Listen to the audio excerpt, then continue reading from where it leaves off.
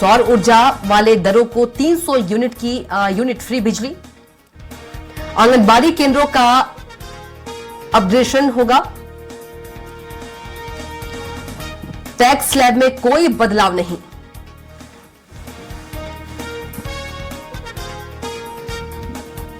तो 3 rail corridor शुरू किए जाएंगे।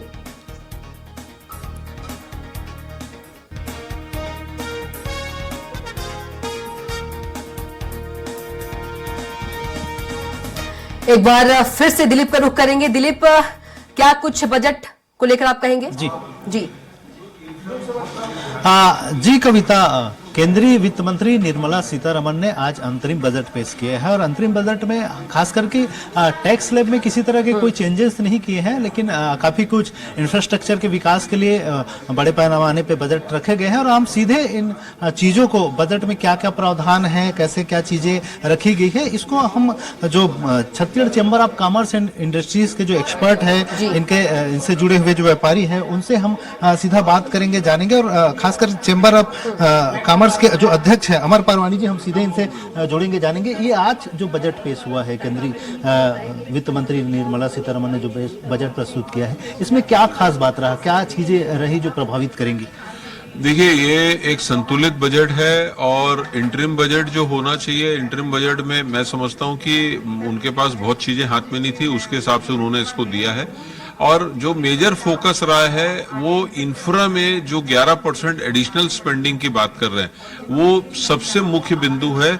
इससे डिमांड जो जनरेट होगी, और चाहे 2 करोड़ मकान की बात हो रही है, चाहे रोड की बात हो रही है, चाहे रेलवे की बात हो रही है, चाहे एयरपोर्ट की बात हो रही है, चाहे टूरिज्म की बात हो रही है, अल्टीमेटली इसका जो बेनिफिट होगा उद्योग व्यापार का होगा। और 75,000 करोड़ इंटरेस्ट फ्री लोन वो स्टेट्स को देने वाले हैं। तरलता के ऊपर बहुत मुद्रा लोन के, प्रधानमंत्री मुद्रा लोन के ऊपर बात हो रही है।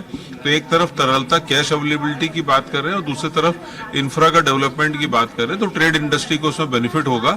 और हम लोग जुलाई में, जो मैडम ने बोला है कि जुलाई में जो मेन बजट आएगा, उसके ऊपर हम लोग नजर लगा के रखें, उसमें क्या बेनिफिट्स आएंगे देखेंगे। उसमें टैक्स स्लैब में किसी तरह का कोई बदलाव नहीं किया गया, इससे कुछ फर्क पड़ेगा? नहीं, देखिए, टैक्स स्लैब में उन्होंने खुद बोला कि इंटरिम बजट है और जो भी चेंजेस आएगा या जो भी प्लस माइनस होगा जुलाई में आएगा।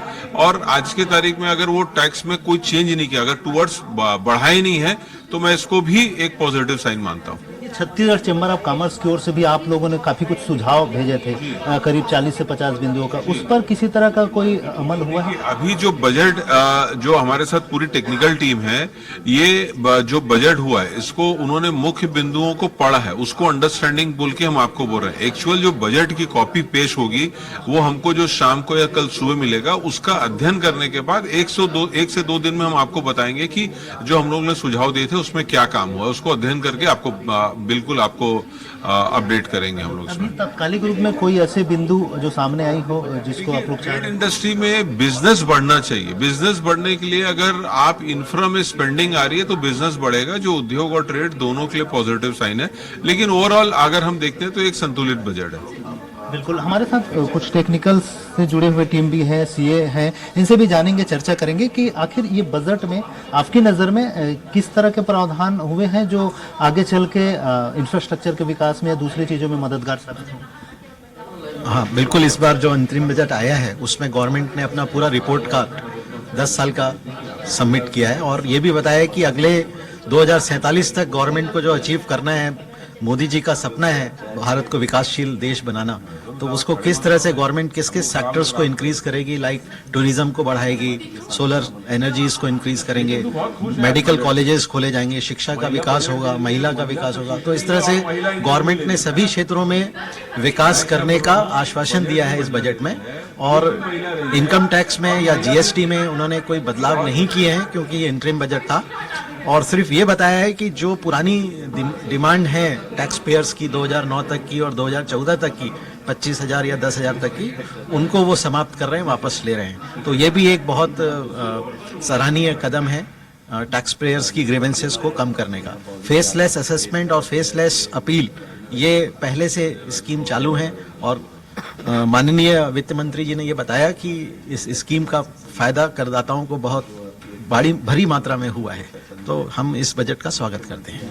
जीएसटी में किसी तरह का कोई बदलाव नहीं हुआ है और एक मांग हुआ था शायद चैम्बर ऑफ कॉमर्स की ओर से, तो आप इसे किस रूप में देखते हैं? देखिए, जैसे जब भी कोई बजट आता है तो उसमें हमको जीएसटी से ज़्यादा आशा नहीं होती, क्योंकि जैसे आप जीएसटी का स्ट्रक्चर जानते हैं, इसमें राज्य और केंद्र सरकार मिल के निर्णय लेती है और उसके लिए एक जीएसटी काउंसिल बनी हुई है। तो इस पर क्योंकि केंद्र सरकार अपनी ओर से निर्णय नहीं ले सकती है, तो जीएसटी में ज़्यादा प्रावधान में चेंज नहीं आता और इस बजट में तो कोई भी चेंज नहीं आया है। और कोई आएगा तो वो भी लगता है कि जब जुलाई में पूर्ण बजट आएगा उसी में चेंज आएगा। इंटरिम बजट में संभावना भी नहीं थी इसकी। आपके नज़र में इस बजट में क्या खास बातें रही? जैसे कि मेरे पूर्व वक्ता ने बताया कि भाई ये एंट्रीम बजट है, तो एंट्रीम बजट में उनके पास ज्यादा स्कोप भी नहीं होता, क्योंकि आचार संहिता का भी उनको पालन करना रहता है। तो नॉर्मली इस टाइप के बजट में कोई आमूलचूल परिवर्तन नहीं होते हैं। नॉर्मली वो जो पिछले जब से गवर्नमेंट है उसका रिपोर्ट कार्ड प्रस्तुत करते हैं और भविष्य की जो योजनाएं होती है, जिससे कि हम ये क्लू ले सकते हैं कि आने वाले जो बजट होंगे वो कैसे होंगे। और जैसे सरकार बड़ी कॉन्फिडेंट है कि अगला बजट वो पेश करेगी, तो उन्होंने ये पूरा हमको एक रोड मैप दिखाया है कि उनका जो अगला बजट होगा वो पूरी तरह इंफ्रास्ट्रक्चर, एजुकेशन और ज्ञान, यानी जब मैं एजुकेशन और ज्ञान बोलता हूं तो ज्ञान के केस में यानी कि वो गरीब, युवा, अन्नदाता, किसान और नारी शक्ति, इस पे फोकस होगा। तो भविष्य के लिए अच्छे संकेत दिख रहे हैं इस बजट से। हमारे साथ एक और सीए साथी मुकेश जी हैं। ये आपके नज़र में ये जो बजट है वो कितना कारगर साबित होगा फ्यूचर के लिए, विकास या डेवलपमेंट के क्षेत्र की बात करें? देखेंगे आप, जो पिछले 9 बजट आए ना, मोदी सरकार की जो बजट पुरानी रही है वो लॉन्ग टर्म बेसिस पे रही है। ये भले ही अंतरिम बजट था, लेकिन इसमें भी फोकस जो किया गया फ्यूचर पे किया गया है और उसी प्रोसेस को फॉलो करते हुए वो चेंजेस लाए गए हैं। जैसे वायुयान में अपने को बढ़ावा किया गया है, हाउसेस को बढ़ाए गए हैं, पर्यटन को मौका दिया गया है और पवन ऊर्जा का भी विकास किया जा रहा है। तो ऐसी बहुत सारी स्कीमें लाई गई हैं जो फ्यूचर में आपको फायदा मिलेगा। भले ही आज आम नागरिक को फायदा ना मिले, बट आने वाले समय में उसका आपको पूरा इम्पैक्ट दिखेगा। हमारे साथ कुछ महिलाएं भी हैं, हम इनसे भी जानेंगे, क्योंकि महिलाओं के लिए भी कुछ प्रावधान किए गए हैं इस बजट में। चैम्बर ऑफ कॉमर्स से जुड़ी हुई महिलाएं हैं हमारे साथ। तो ये महिलाओं के लिए कुछ विशेष प्रावधान किए गए हैं इस बजट में? हाँ जी, जरूर किया गया है। 70% महिलाओं के नाम पे घर दिया गया है और सर्वाइकल कैंसर पे ध्यान दिया गया है, जो कि आज की डेट में बहुत ज़रूरी है। 9 से 14 वर्ष की कन्याओं को फ्री वैक्सीनेशन लगेगा। बहुत अच्छी बात है, सरकार ये कदम उठा रही है महिलाओं के लिए। महिलाओं के लिए और भी डिमांड है, जैसे गृह उद्योग से महिलाएं जुड़ी हुई हैं, घर से पेटीकोट बनाती हैं, पापड़ बड़ी बनाती हैं और दिया बाती बनाती हैं, बहुत से काम घर से करती हैं। उनका प्रोडक्ट जो है मार्केट में नहीं आ सकता, सरकार को उनकी मदद करनी चाहिए उन्हें सामने लाने के लिए। एक बात लगातार कही जा रही है पूरे देश भर में कि महंगाई बढ़ रही है, केंद्र सरकार को इसको कम करने की कुछ करना चाहिए। हालांकि एक पॉलिटिकल इश्यूज भी है और आप लोग एक गृहिणी भी है, तो इस लिहाज से महंगाई को कम करने के लिए कुछ प्रावधान दिख रहे हैं इस बजट में? बिल्कुल प्रावधान दिख रहे हैं। जो अभी 7 लाख रुपए जो सालाना हम लोगों के लिए किया है कि टैक्स फ्री रहेंगे अमाउंट, उसको यदि महिलाओं के लिए 10 साल कर दें, 10 लाख कर दें, तो उससे सबसे अच्छा फायदा ये होगा कि हमारा जो बजट है ना वो मैनेज हो जाएगा।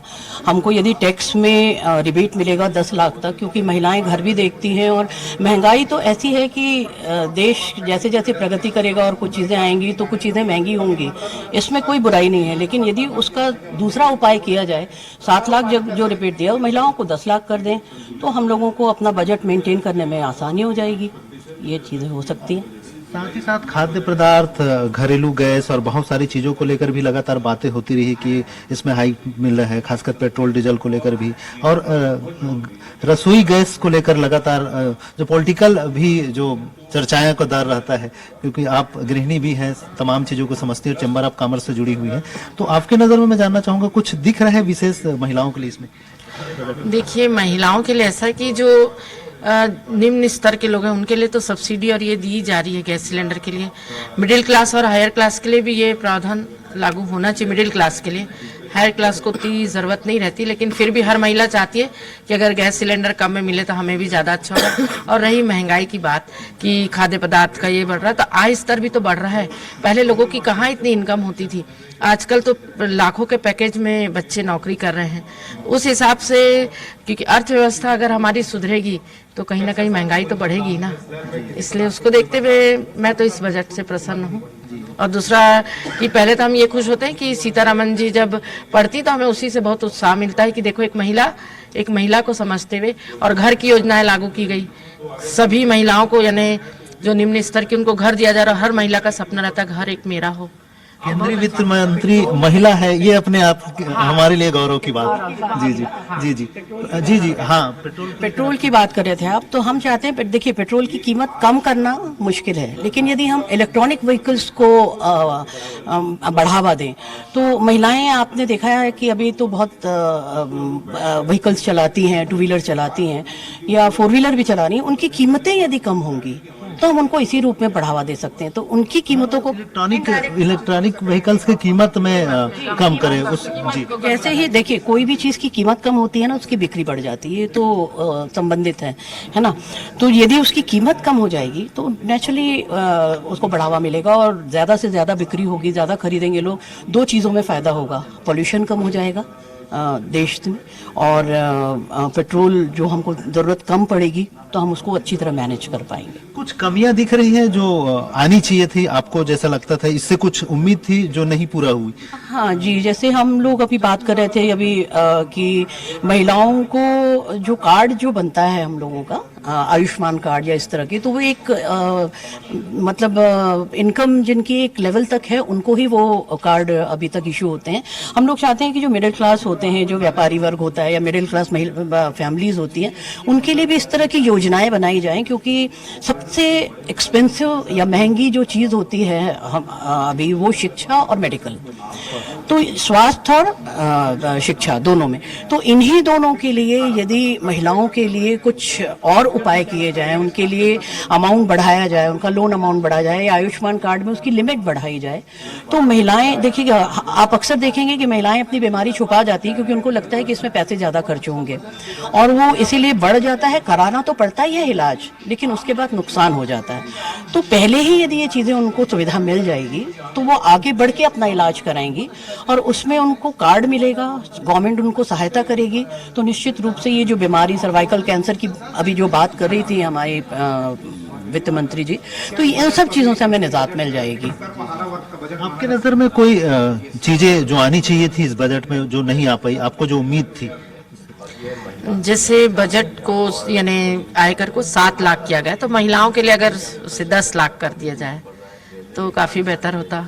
और हमारे संरक्षक महोदय ने बताया कि जैसे व्हीकल का है कि इलेक्ट्रॉनिक इसका रेट कम किया जाए, तो महिलाओं को हाँ छूट की जाए, क्योंकि काफ़ी महंगी रहती तो हर कोई के लिए लेना असंभव हो जाता है। मिडिल क्लास और एक लोअर क्लास के लिए काफ़ी मुश्किल होती है इस बात के लिए। कारोबारी जो उम्मीद कर रहे थे, क्या वे हाँ, ये थी महिलाएं को आपने सुना कविता, और तमाम जो कारोबारी वर्ग है उनसे भी हमने जाने हैं। एक वर्ग रह गए हैं खास करके किसानों को लेकर जो फोकस करते हैं, हम उनसे भी चर्चा करेंगे। हमारे साथ राजेंद्र जग्गी जी हैं। जग्गी जी, आप किसानों से रिलेटेड जो एग्रीकल्चर में काम आने वाली वस्तुओं को लेकर व्यापार करते हैं, तो क्या इस बजट में जो आप उम्मीद कुछ कर रहे थे उसमें कुछ दिख रहा है? नहीं, देखिए इसमें अभी तक जो मैंने देखा है और जो अपन सामने हमने टीवी में देखा है, इसमें जो एक छोटी सी बात समझ में आई कि शायद मोटे धान पे एमएसटी बढ़ाई गई है, तो शायद किसानों की आवक बढ़ेगी। लेकिन जो इंफ्रास्ट्रक्चर की बात थी और जो सामानों की बात थी उसमें और किसी भी फील्ड में कोई भी टैक्स में बदलाव नहीं किया गया है, तो इसमें ऐसा कुछ भी नहीं है कि हम उसको बोल सकें कि भाई हाँ इनको ये फायदा होगा टैक्स, क्योंकि अंतरिम बजट है और जुलाई में उन्होंने कहा है और अभी जो है एमएसटी ही शायद बढ़ाए हैं और कुछ नहीं। छत्तीसगढ़ के लिहाज से देखें तो कुछ विशेष अलग से कोई प्रावधान या कोई चीजें दिख रही हैं अब तक? नहीं, अभी इसमें क्या होता है, एक हेडलाइन पढ़ी जाती है, अंदर में क्या है कुछ भी नहीं मालूम। और शाम तक जब पूरी डिटेल आएगी तब अपन देख सकते हैं कि छत्तीसगढ़ को हमारे को क्या मिला। तो ये अभी शाम तक, क्योंकि पूरी डिटेल बहुत पन्ने रहते हैं और वो मुख्य बिंदु पे ही चर्चा हो पाती है, तो अभी तक इसमें ऐसा कुछ नहीं है। जी बिल्कुल। हमारे साथ कुछ और साथ उद्योग से जुड़े हुए व्यापारीगण हैं, इनसे भी चर्चा करेंगे, जानेंगे कि ये उद्योग जगत के लिहाज से जो बजट आया है कितना कारगर है आपकी दृष्टिकोण? देखो, उद्योग में तो इन्होंने कुछ दिया नहीं, लेकिन एक चीज अच्छा किया कि 45 दिन के अंदर माइक्रो स्मॉल इंडस्ट्री को पेमेंट करना अनिवार्य हो गया। अगर पेमेंट नहीं करते हैं तो उसको प्रॉफिट में जोड़ा जाएगा। इससे छोटे उद्योगपतियों को कहीं ना कहीं रोटेशन फास्ट होगा, पेमेंट इंक्रीज होगा और एक्सपोर्ट में बढ़ावा दे रहे हैं। एक्सपोर्ट में बढ़ावा देने को उद्योगों को भी अब मौका मिल रहा है कि वो एक्सपोर्ट भी कर सकते हैं। और एक छोटा सा बहुत अच्छा एप्रिसिएशन देना चाहता हूं मैं कि इनकम टैक्स 2009 तक 25,000 की और 2014 तक 10,000 रुपए की जो भी बकाया राशि थी उसे माफ कर दी जा रही है। बहुत अच्छी चीज लाई गई है। हमारे साथ एफएमसीजी से भी जुड़े हुए कारोबारी हैं, इनसे भी जानेंगे कि ये जो बजट आई है, आखिरकार इस बजट में कुछ प्रावधान दिख रहे हैं कि आप जिस तरह के आप लोग सुझाव भी भेजे थे उसमें कुछ अमल हो। देखिए, पहले तो अंतरिम बजट था, तो इस बजट में ज़्यादा हम उम्मीद नहीं कर सकते, लेकिन जो भी ये पठन है, बजट का पठन है, तो जुलाई में जो बजट आएगा उसमें अवश्य है, हमारे उम्मीद है कि जो हमने दिया है डिमांड वो स्वीकृत की जाएगी। क्या क्या होना चाहिए आपके दृष्टिकोण से? देखिए, अभी जो हुआ है उसकी बात करें तो अभी डिमांड क्रिएटिंग बजट है ये। आप देखेंगे इंफ्रास्ट्रक्चर में 11.1% का बजट दिया गया है, रेलवे के 41,000 डब्बे कन्वर्ट कर दिए जा रहे हैं, स्टेट को 75,000 करोड़ इंटरेस्ट फ्री लोन दिया जा रहा है। ठीक है, तो इस सब से कहीं ना कहीं आपको जमीन पे आपको डिमांड दिखेगी, इससे व्यापार भी बढ़ेगा, व्यापार उससे लोग जो लोग करते हैं उनको रोजगार भी मिलेगा। तो कहीं ना कहीं जब रोजगार बढ़ेगा तो वहां से व्यापार क्रिएट होता है, तो इनडायरेक्ट बेनिफिट व्यापारियों को भी मिला है। संतुलित बजट है। बाकी अगर मैं मिडिल क्लास के हिसाब से देखूं तो टैक्स पे उन्होंने कुछ नहीं दिया है और जुलाई में उम्मीद करते हैं कि इस पे भी दिया जाए। तो ये थे तमाम व्यापारी जगत से जुड़े हुए लोग और इन्होंने बजट को बखूबी अपने अपने ढंग से अपने अपने स्तर पर डिफाइन किया। और इसमें देखना होगा कि आने वाले समय में खास करके जुलाई में जो बजट आएगी उसमें किस तरह से प्रावधान किए जाएंगे, इस पर इनकी तमाम लोगों की निगाहें हैं। जी कविता। जी बिल्कुल दिलीप, हम सुन रहे थे, यदि सीए की बात करें, महिलाओं की बात करें और भी लोगों से आपने बात की, तो एक संतुलित बजट जो है इसको बताया जा रहा है। दिलीप जी बिल्कुल, सभी का एक राय हमने देखा तो क्योंकि अंतरिम बजट था, इसमें बहुत ज्यादा कुछ करने को रहता नहीं है, केवल इंफ्रास्ट्रक्चर और जो तमाम चीजें जो विकास की नई योजनाएं इसमें नहीं लाई जा सकती। चुनावी वर्ष है, इसलिए जो तमाम रनिंग योजनाएं हैं जो ऑलरेडी चल रही है, इसलिए टैक्स स्लैब में भी किसी तरह का कोई परिवर्तन नहीं किया गया है। साथ ही साथ बहुत सारे जो उम्मीद तो बहुत अलग अलग स्तर पर रही है सभी को, खास करके महंगाई को लेकर लगातार जो बातें होती रही है उसको लेकर भी अलग अलग, चाहे उद्योग वर्ग के लिए बात करें या फिर एफएमसीजी प्रोडक्ट से जुड़े हुए कारोबारियों की बात करें या फिर दूसरे जो कृषि क्षेत्र के सेक्टर की बात करें, तो उनके व्यापारी से भी हमने चर्चा की तो उनका भी साफ तौर पर कहना है कि बहुत कुछ राहत की उम्मीद थी लेकिन इसमें नहीं मिल पाया। और उनका कहना भी है क्योंकि इस अंतरिम बजट में उसकी उम्मीद करना भी बेमानी है। बिल्कुल 3-4 महीने का क्योंकि वक्त होता है दिलीप जी, क्योंकि कोई भार नहीं तो कोई राहत भी नहीं दिलीप, क्योंकि बहुत कम समय का ये बजट होता है। दिलीप जी बिल्कुल, क्योंकि बहुत कम समय के लिए रहता है, इसलिए संगठनात्मक जो खर्चे हैं, खास करके संरचनात्मक जो खर्चे होने हैं, उसके अलावा जो चालू वित्त वर्ष में जितनी योजनाएं चल रही है को जिस तरह से प्रावधान उनके लिए किए जाते हैं, लेकिन मुख्य बजट जब फिर जुलाई में आएगी तब उसमें की जा रही है जितनी राहत की उम्मीदें की जा रही है। सभी ने एक स्वर में ये कहा है कि ये विकास को बढ़ावा देने वाली बजट है, जो इनके जो आने वाले समय में फ्यूचर में जो चीजें देखना चाहते हैं, जो करना चाहते हैं, उन तमाम चीजों की झलक इस बजट में दिखाई दे रही है। जी कुल मिलाकर दिलीप यदि देखें तो किसान, महिला और युवाओं पर फोकस किया गया है। जी बिल्कुल, एजुकेशन ये ज्ञान की रहेगी तो उसमें भी ये बातें कही जा रही है। हालांकि अभी बजट की मुख्य बिंदु ही सामने आ पाई है, इसलिए तमाम ये एक्सपर्ट है जिनसे हमने चर्चा किया उनका कहना है कि ये जब बजट की कॉपी इनके पास आएगी, जब विस्तृत रूप से करेंगे तब ये ज्यादा कुछ कह पाएंगे कि वाकई में कितना राहत देने वाली ये बजट है। क्योंकि अभी जो मुख्य बिंदु है वो ही पढ़ी गई है, इसलिए उसके अनुसार से इन्होंने जो समझ आया, जो बातें सामने आई हैं उसी को लेकर विश्लेषण किए। लेकिन जब पूरी कॉपी शाम तक जब इनके हाथ में आएंगी तब स्पष्ट हो पाएगा कि आखिर अंतरिम जो बजट है उसमें और क्या क्या राहत दी गई है या क्या क्या चीजें और डिटेल में है, ये तो देखने वाली बात होगी। लेकिन अभी जितनी चीजें इनके सामने आई हैं उसके आधार पर इन्होंने अपनी अपनी राय रखी। जी कविता। जी बिल्कुल, यदि दिलीप देखा जाए इंफ्रास्ट्रक्चर को भी मजबूत बनाने की जो बात है वो कही गई है। जी बिल्कुल, लगातार जिस तरह से इंफ्रास्ट्रक्चर को लेकर केंद्र सरकार काम कर रही है, चाहे सड़कों की बात करें, रेलवेज की बात करें या फिर एयरपोर्ट को भी डेवलप कर रहे हैं, लगातार अलग अलग पोर्ट का निर्माण हो रहा है, तो तमाम तरह के जो इंफ्रास्ट्रक्चर है उसको बेहतर करने के लिए जो प्रावधान किए जाते हैं और जो प्रावधान है उस पर और फोकस किया गया है। और साथ ही साथ भविष्य की योजनाओं को ध्यान में रखते हुए बजट में जो प्रावधान किए गए, और जिस तरह से निर्मला सीतारमण ने अपने भाषण के दौरान कहा भी कि उनकी सरकार, उन्होंने अपने पिछले 10 साल की सरकार का लेखा जोखा भी दिया और उन्होंने कहा कि किस तरह से प्रावधान कर रही है कि अर्थव्यवस्था को मजबूत करे। साथ ही साथ जो घाटे हैं, लगातार जो आर्थिक रूप से जो बजट में जो घाटे दिखते हैं उसमें कम किया गया, और उन्होंने ये आश्वासन भी दिया कि आने वाले समय में ये जो प्रावधान कर रहे हैं उसमें जो बजटीय जो घाटा होता है उसमें भी और कमी लाएंगी, ताकि जो अर्थव्यवस्था का जो संतुलन है उसको बरकरार रखा जा सके। हालांकि हम जो अध्ययन करेंगे या राजनीतिक जो बातें आती है उसमें ये चीज आ रही है कि मोदी सरकार में लगातार देश का जो कर्ज है वो बढ़ा है।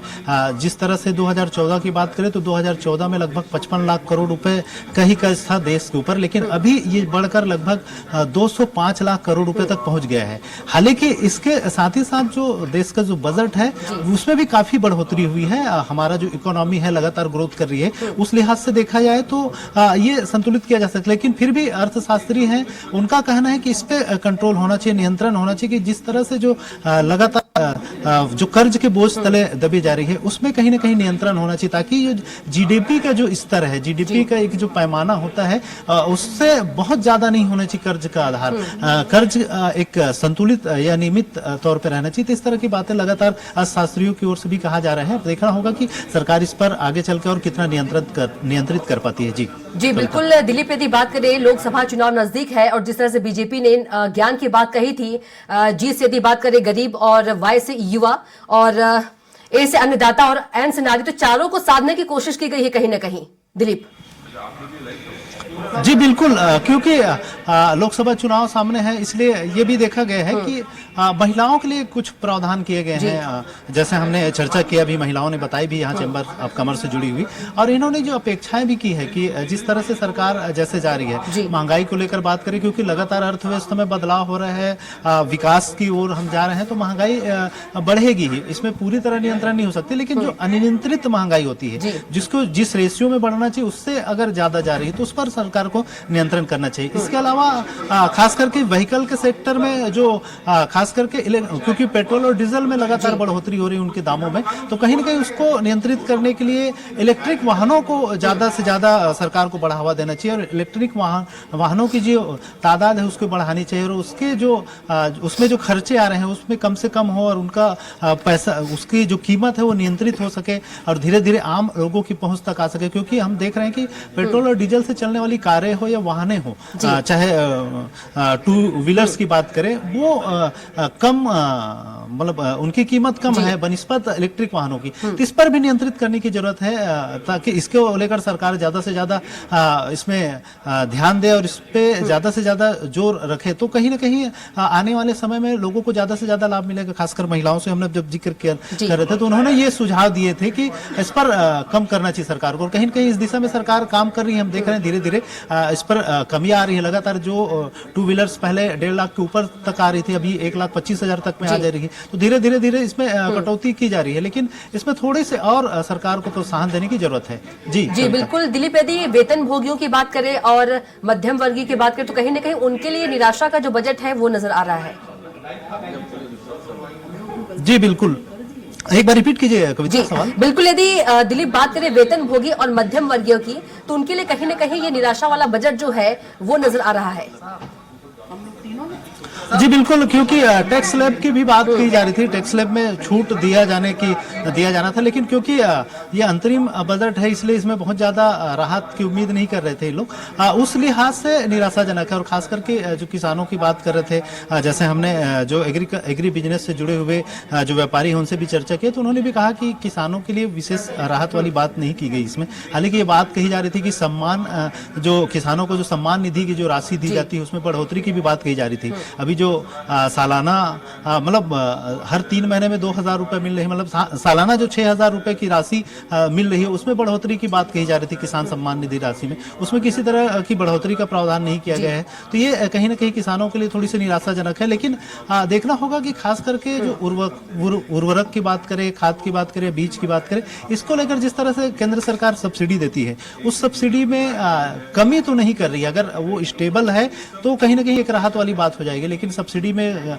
बढ़ाने के बजाय अगर कम करती है तो कहीं ना कहीं वो उससे नुकसान होगा। और जो किसान उत्पादन करते हैं उनकी जो उत्पादन लागत होगी उसके रेशियो में आपको फसल का जो दाम देना रहता है, समर्थन मूल्य देना है, उसमें बढ़ोतरी फिर ज्यादा करनी पड़ेगी सरकार को। हम देख रहे हैं कि केंद्र की तुलना में राज्य सरकार इस पर ज्यादा पहल करी। छत्तीसगढ़ की ही बात करें तो केंद्र सरकार की ओर से जहां धान की बात करें, मुख्य फसल है छत्तीसगढ़ का, केंद्र सरकार की ओर से लगभग 2200 रुपया समर्थन मूल्य प्रति क्विंटल रखा गया है। वहीं राज्य सरकार इसमें 3100 रुपया का प्रावधान कर दिया है। हालांकि जो अंतर की राशि है उसको अलग से योजना बनाकर जैसे भी है राज्य सरकार दे रही, पिछली सरकार की बात करें भूपेश सरकार में भी दिया जा रहा था, 2500 रुपया दाम तय किया गया था जब 1800 रुपया मिल रहा था केंद्र की ओर से। लेकिन 5 सालों में जितनी बढ़ोतरी की उसके बाद में फिर धीरे धीरे बढ़ोतरी की जा रही थी। इसी कड़ी में बात की जा रही है, अभी बीजेपी की सरकार है यहाँ, तो उन्होंने भी घोषणा की कि 3100 रुपया प्रति एकड़ की दर से देंगे। हालांकि 900 रुपए की जो अंतर की राशि है उसे देने के लिए बजट में प्रावधान करने की बात कही जा रही है। लगातार